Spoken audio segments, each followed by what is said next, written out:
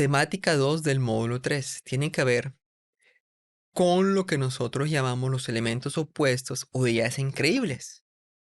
Es donde realmente nosotros podemos innovar.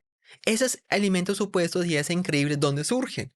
Muchas veces, o en la mayor vez, identificar esas macro tendencias, esas tendencias de las cuales hemos hablado, de las que hemos identificado y estamos buscando incorporarlas a nuestra organización. Los elementos opuestos en la innovación, ¿qué son? Son los enfoques, son realmente enfoques que buscan integrar diferentes perspectivas, ideas o métodos contrarios. ¿Para qué? Por un lado, para fomentar la creatividad y de pronto generar soluciones, las que vamos a llamar innovadoras, ¿cierto? Entonces se busca crear enfoques donde nosotros podemos combinar inclusive elementos que pueden ser diferentes, divergentes, que nos pueden finalmente conducir a tener unos resultados únicos y en algunos casos que pueden ser de carácter disruptivo. Nosotros, por ejemplo, podemos empezar a aplicar la innovación como ejemplo o empezar a traer elementos opuestos a la innovación. ¿Cuándo? Cuando si yo veo un problema organizacional o veo algún problema que está ocurriendo al interior de mi empresa, sentando en la mesa simplemente diferentes miembros de la organización con diferentes perfiles. Entonces, yo puedo tener un perfil que puede ser una persona técnica, otro perfil de una persona muy administrativa, otro perfil de una persona que puede ser muy del servicio al cliente, muy enfocado al cliente, y otra persona que es muy de una visión financiera. Y ver cómo cada uno de ellas soluciona sus problemas, soluciona el mismo problema, ¿cierto? Y cada uno nos va a plantear soluciones diferentes o nos puede plantear tecnologías diferentes a ser utilizados en esas soluciones. Si yo logro integrar o combinar la diferente información que nos están dando esos miembros, yo puedo crear una solución muy vanguardista, una solución tan innovadora que lo más probable es que me produzca un muy buen resultado, un resultado más eficaz o más eficiente a ese problema.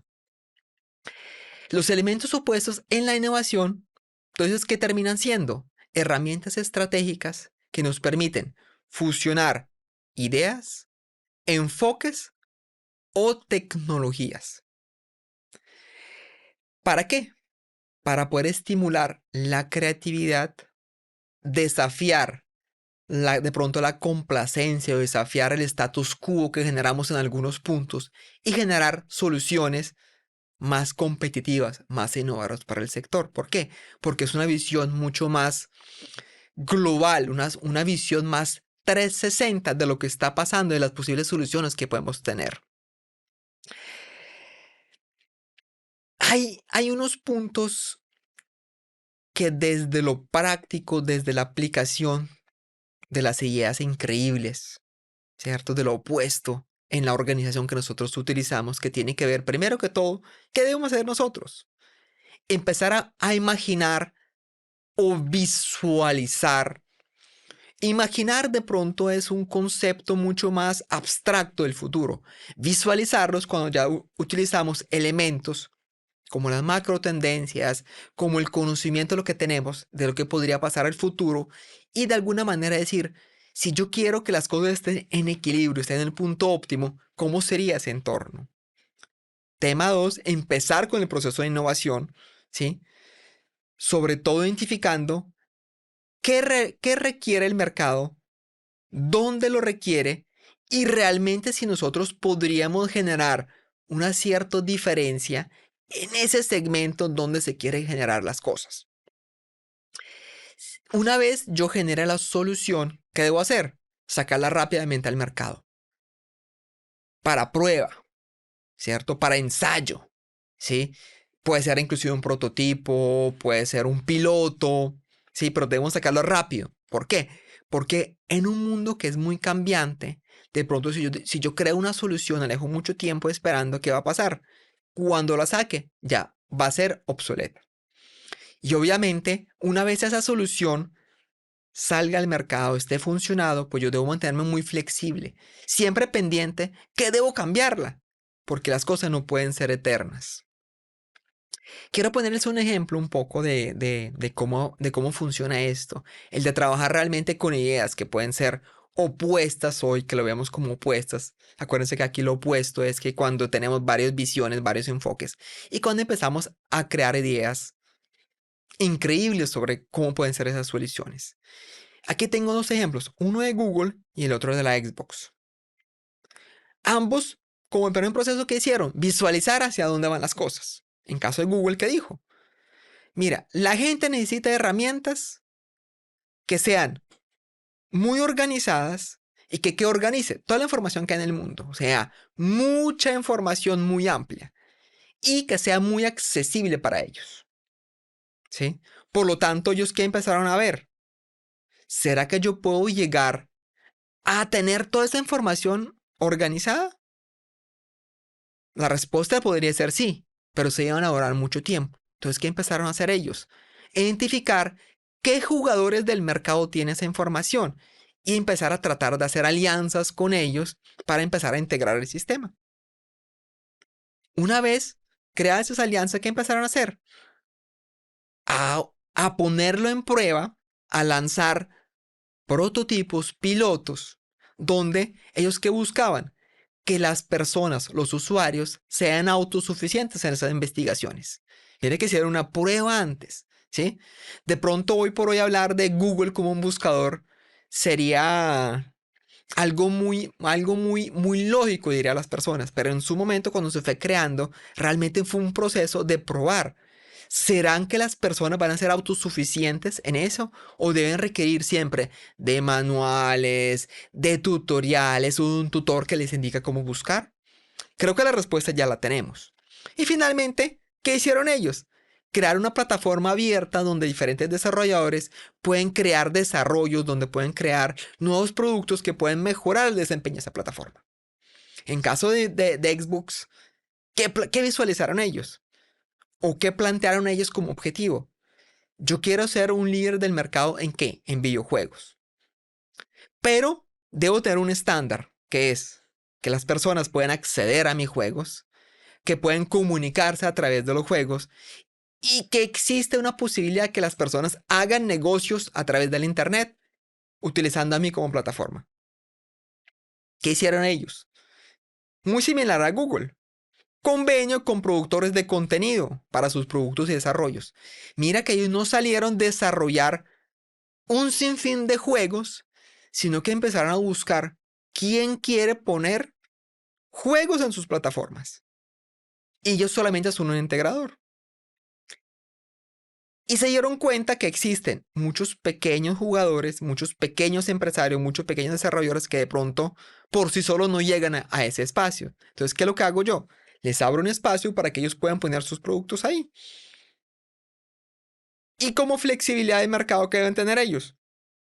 Una alta capacidad de procesamiento, de almacenamiento, ¿para qué? Para que todo el sistema fluya.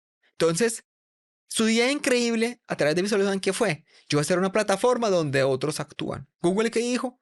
Voy a integrar, voy a crear para que las personas automáticamente, de forma autosuficiente, perdón, van a utilizar sus productos, o a poner sus productos y van a utilizar mis servicios.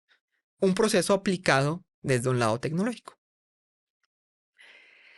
Entonces mira que esas ideas que estamos viendo, y como ustedes ya lo han visto en su módulo de ideación, ¿de dónde salen? Cuando yo combino elementos opuestos, una visión muy global de las cosas, diversas formas de pensar, experimentación y una visión estratégica clara hacia dónde voy, para empezar a crear motores que nos van a impulsar hacia dónde, hacia los nuevos horizontes y que nosotros como empresas de forma organizativa vamos a crear factores competitivos que nos van a permitir llegar a ellos.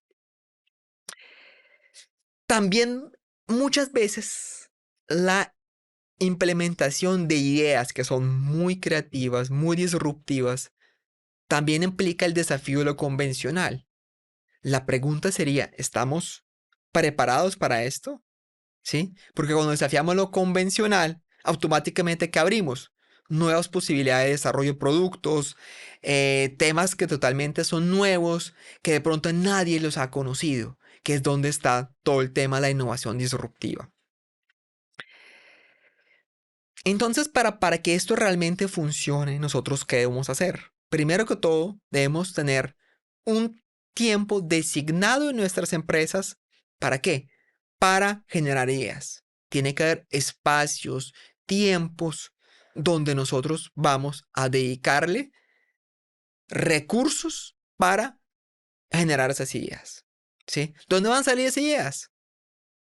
De las investigaciones, de las vigilancias, de lo que ya estamos viendo que está pasando. ¿Por qué yo siempre recomiendo en esta parte utilizar lo que nosotros logramos ver en las macro tendencias y en la vigilancia de tecnología de inteligencia competitiva? ¿Por qué? Porque eso nos va a permitir pensar en grande. Nos va a permitir ver cuál es el límite y cuál es el gran océano donde podríamos estar nosotros. Pero cuando yo pienso en grande, ¿qué estoy viendo? La posibilidad total. Pero yo debo pensar también con enfoque. O sea, mis ideas deben ser producidas dentro del océano, pero deben estar asociadas a los objetivos que me he planteado como empresa y los recursos que yo tengo para ejecutarlas. También cuando el proceso de crear ideas muchas veces crea ideas que en la práctica nos pueden convertir en un fracaso. Pero el fracaso no debemos ver como el final del camino, sino simplemente como un bache, el cual nosotros debemos buscar cuál va a ser la solución, cómo le podamos dar, coloquialmente hablando, la vuelta o cómo lo podemos saltar, ¿cierto?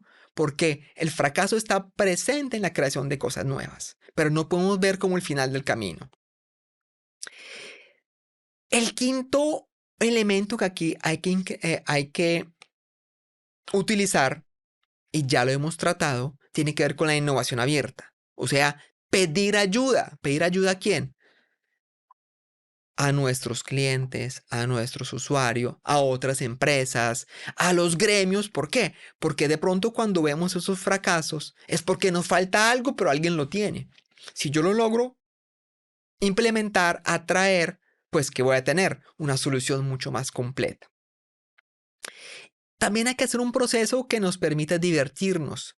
Muchos dicen divertirse, que se convierta en un chiste. No, divertirse que sea un proceso que va a ser muy cómodo o va a ser muy social para todos los miembros de nuestra organización. Y por último, yo debo estudiar y adaptar lo que pasa en todo este camino, ese recorrido. ¿Por qué?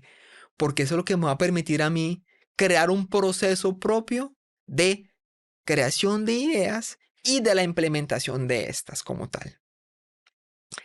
Nosotros nunca producimos ideas al azar, o la recomendación es no producir ideas al azar. Para producir ideas consistentes con los objetivos, con las oportunidades, ¿cierto? Pues nos debe limitar un poco la visión que nosotros podemos sobre las oportunidades. Por lo tanto, yo debo saber realmente cuál va a ser la objetividad de estas ideas que voy produciendo.